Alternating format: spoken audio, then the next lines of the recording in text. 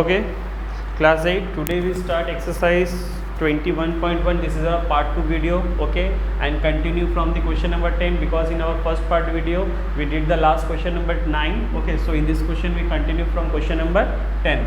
In question number 10, the perimeter of the rectangle given, rectangle of perimeter what is 56 meter, and the difference between length and breadth is 12. Okay, find length, breadth and area. Okay, the पहले जो parts लिखे हैं उसको हम लोग clearly लिखते हैं. Given is what, perimeter equals to 56 metre. We know that the formula of perimeter very well, 2 into bracket length plus breadth equals to 56 metre. Okay, 2 यहाँ आएगा, डिवाइड हो जाएगा, that means length plus breadth equals to 56/2, that means 28 metre. This is our equation 1. What is equation 1? L plus B, यानी length plus B equals to 28 metre. At the same time question see here, then the difference between length and breadth is 12. That means difference between length and breadth difference is 12. This is your equation 2. When we solve, subtracting, whatever, solving equation 1 and equation 2. Okay, equation 1 is L plus B equals to 28 and L minus B equals to 12. Okay, so plus minus cut गया, ये 12 equals to 40. L equals to 40/2, that means 20. यानी length हमको पता चल गया 20 है. Okay, putting value of L in equation 1 और equation 2 as you wish. What is equation 1? L plus B equals to 28. We know that very well. L equals to 20, B equals 28. therefore B equals to what? 28 minus 20, that means 8 meter. Okay, so length is 20 meter, breadth is 8 meter. Find the area.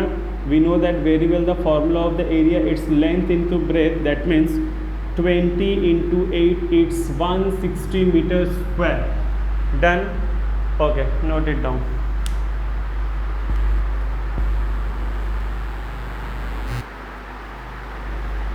Okay, continue with question number 11. See in question number 11, if each side of rectangle is tripled, find the ratio between the area of original and the new triangle. If each side of rectangle is triple, first of all you take a rectangle. Okay, this is a rectangle. Let this one is x and breadth is y. Okay, let original rectangle length and breadth be x and y. Done.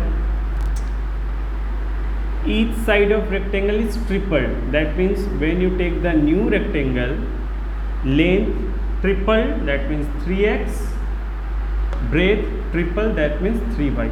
Find the ratio between the area of original and the new triangle. So ratio, what? Area of original rectangle, again I repeat triangle, it's rectangle, area of original rectangle by area of new rectangle. Okay, so we know that the formula of area very well, length into breadth and length into breadth. Clear? But in original rectangle length is x and breadth is y, but in new rectangle length is 3x and breadth is 3y.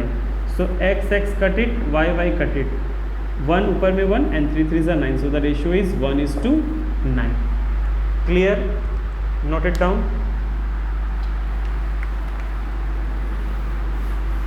Okay, in question number 13, see, okay, this is the figure. This is the rectangle figure. Okay, this total side is 3 and 3, that means 6. This total side is 5 and 5, 10. Okay, find the shaded region. इस region को आपको बताना है कि ये area कितना है. Okay, so first of all we calculate the whole area, that means total area of rectangle. What? Left out the unshaded region. जो अनशेडेड रीजन उसको आप माइनस कर देंगे तो ऑटोमेटिक क्या आ जाएगा, आपको शेडेड रीजन पता चल जाएगा. Clear?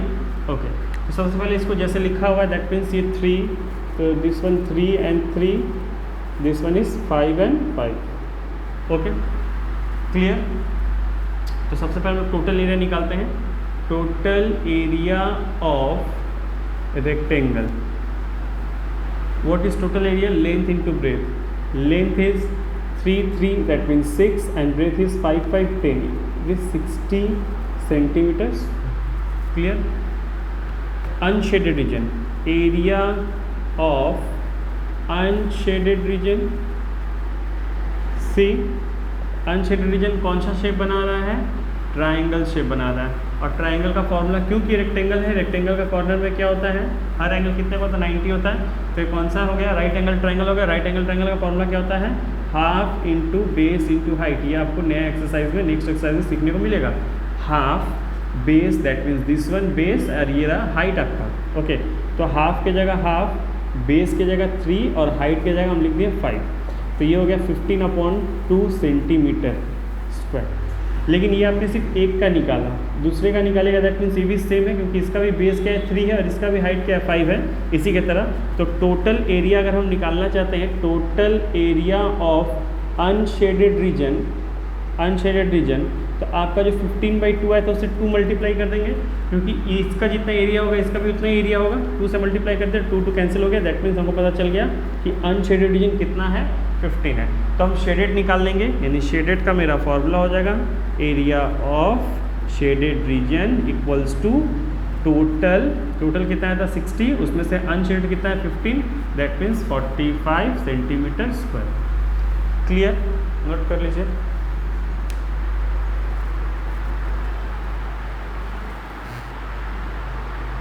Okay, continue with question number 13C, सब पार्ट सी।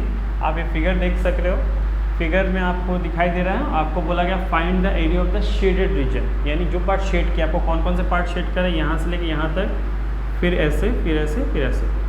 ओके, आपको बोला गया इस टोटल फिगर का आप शेडेड रीजन निकालें।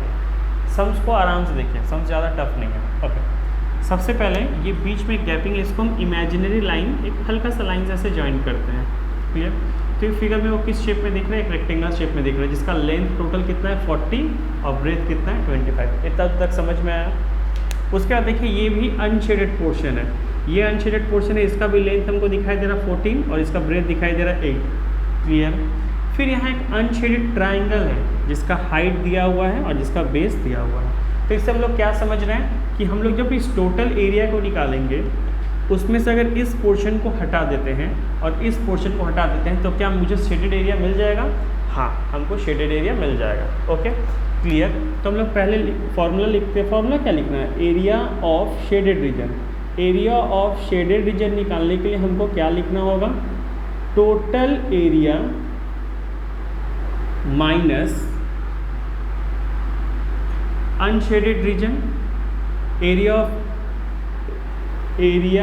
ऑफ रेक्टेंगल, क्योंकि rectangle, area of rectangle unshaded region जो कि शेड नहीं किया हुआ है, minus area of unshaded triangle. Okay, area of unshaded triangle. Again आपको हम फिर से समझा दे रहे हैं, हम लोग क्या कर रहे हैं।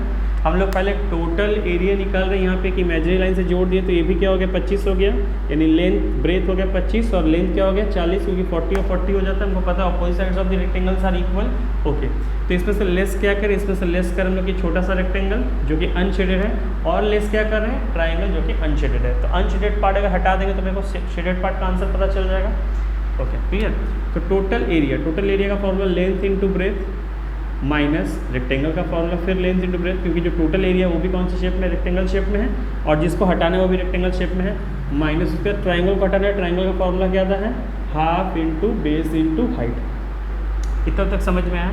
अब लेंथ इंटू ब्रेथ, ध्यान दीजिएगा, इसका लेंथ कितना दिया हुआ है? 40 और इसका ब्रेथ कितना दिया हुआ है? 25, माइनस इसका लेंथ कितना दिया हुआ है? 14 और इसका ब्रेथ कितना दिया हुआ है? 8। क्लियर? ओके, अब इसमें हाफ, बेस के जगह 25 और हाइट के जगह 10 हो गया।